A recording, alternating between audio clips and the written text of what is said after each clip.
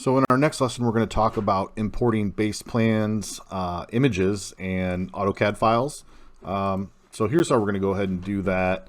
We want to go to our File drop-down menu and go to Import. And I've got a folder here with some examples. These are PNG files. You can do JPEG.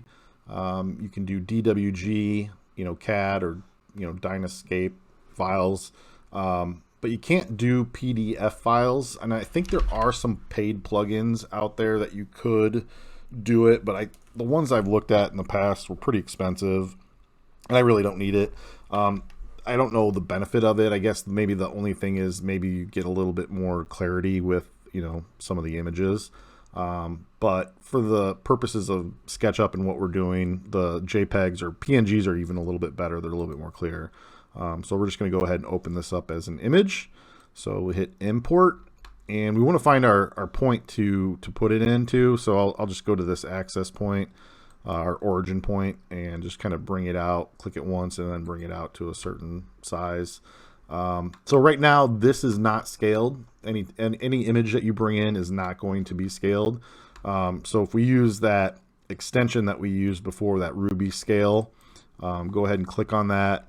Find your first point, and then draw your line out, bring it to the next point, which probably is right about here, 32 feet.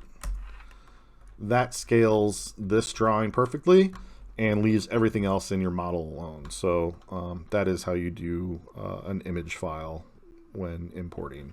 To do a DWG, let me show you that. Here's File, our drop-down menu. We're going to go to Import. And here's an AutoCAD base model of that drawing, that site plan.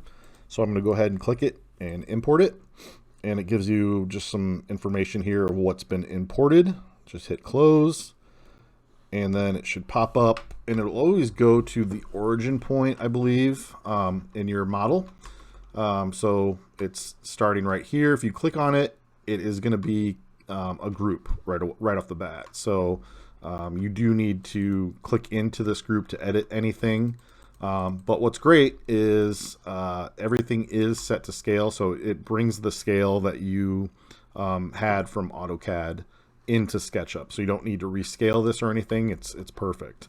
And so that's really it for importing. Like I said, images and DWGs are what it does do. PDFs, it doesn't. But again, I think you can pay for that. With some, outside companies that make a PDF importer. So take a look if you want, but this is how you do it.